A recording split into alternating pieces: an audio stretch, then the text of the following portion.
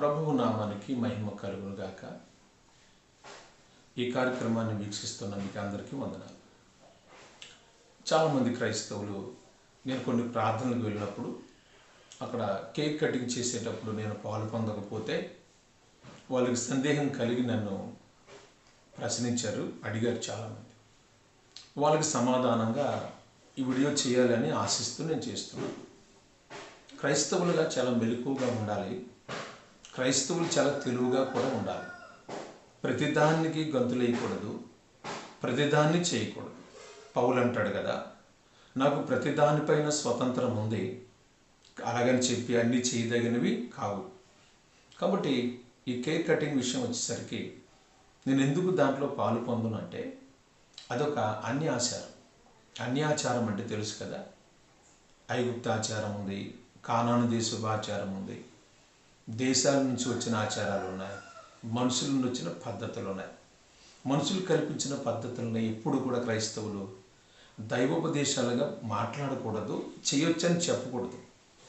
గుర్తుపెట్టుకోండి, ఏ పాస్టర్ అయినా మనుషుల ద్వారా వచ్చిన ఏది కూడా చేయటంలో తప్పు లేదని అంటే మాత్రం వాడు బైబిల్కు వ్యతిరేకి, వాడు క్రీస్తు విరోధి ఆత్మతో ఉన్నాడు.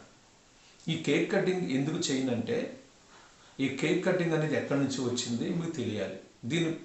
దీని పద్ధతి ఏంటి, అసలు దీనికి ఉన్నటువంటి ఆ చరిత్ర ఏంటి మీకు తెలియాలి. ఇది ఒక ఐగుప్తు దేశపు ఆచారం. దీన్ని ఎక్కువగా ఎవరు పాటించేవారంటే రాజులు మాత్రమే ఈ జన్మదిన వేడుకలు చేసుకునేవారు.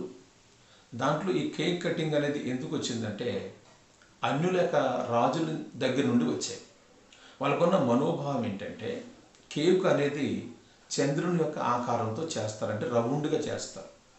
ఆ కేక్ చేసిన తర్వాత ఆ కేక్ పైన క్యాండిల్ పెడతారు. ఆ క్యాండిల్ పెట్టి వెలిగించి దాన్ని ఆర్పుతారు. ఎందుకు ఆర్పాలంటే ఆ క్యాండిల్ వెలిగించి ఆర్పటంలో ఉన్న రహస్యం ఏంటంటే ఏదో సంవత్సరాలు గతించాయని కాదు.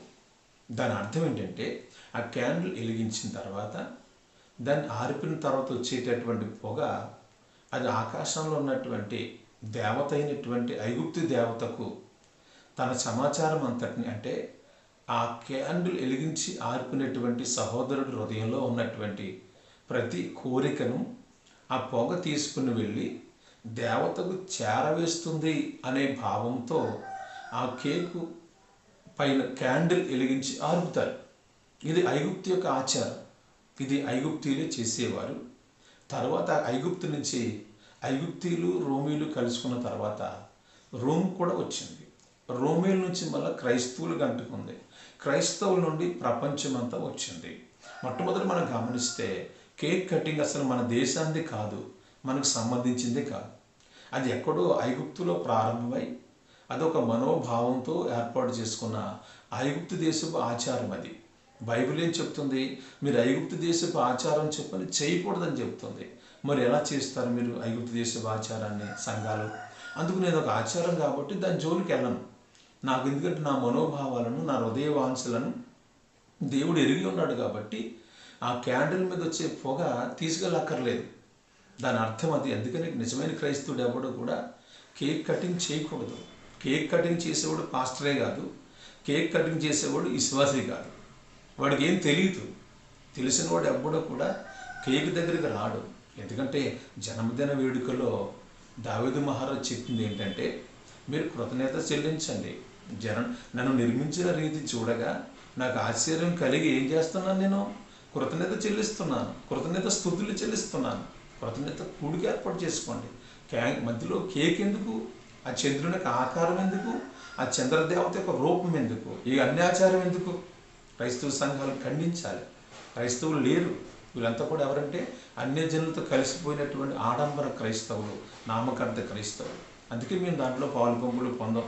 మనం చేయగలిగేదాన్ని మనం చేస్తే, మనం చేయలేని దాన్ని ప్రభు చేస్తాడు. మనం జయించగలిగినంత వరకు జయించాలి. ఇంక జయించలేని పాపాలు ఏమైనా ఉంటే దేవుడు చూసుకుంటాడు. మొత్తం ఆయనే చేయాలంటే కష్టం. ఎందుకంటే లాజరు సమాధి ముందు ఉన్న రాయిని మనం పెట్టుకున్నాం కాబట్టి మనం తొలగించుకోవాలి. అదే దేవుడు పెట్టుంటే తప్పుగా తొలగించేవాడు. మరణము జీవం ఆయన వశం కాబట్టి లాజరుకు ఆ బండ తొలగించమన్నారు. తర్వాత బతికించే విషయంలో మీరు మాట్లాడినరా, మీరు ఆజ్ఞాపించండి అనలేదు. ఆయనే లాజర్ని పిలిచాడు. కాబట్టి మనం పెట్టుకునే మనం తొలగించుకోవాలి. కాబట్టి మనుషుల ద్వారా వచ్చిన ఏ పద్ధతి అయినా బైబిల్కి వ్యతిరేకమే, అది దేవుడికి ఇష్టం ఉండదు. కాబట్టి మీ పారంపర్య ఆచారం బట్టి దేవుని వాక్యం నిరర్థకం చేస్తున్నారు మీరు. కాబట్టి క్రైస్తవుడు ఎవడు కూడా కేక్ కటింగ్ చేయకూడదు. కేక్ కటింగ్ చేస్తే అది అన్యాచారమే, అది మన దేశపు సాంప్రదాయం కూడా కాదు. కాబట్టి దయచేసి దీన్ని ఖండిస్తున్నాం. కాబట్టి అందుకే నేను చేయను. కాబట్టి మీరు కూడా చేయాలని చేసుకోండి, నా జోలి మీకు వద్దు. కాబట్టి దేవుడు మిమ్మల్ని విడుదల చేయునుగాక. ఆమేన్.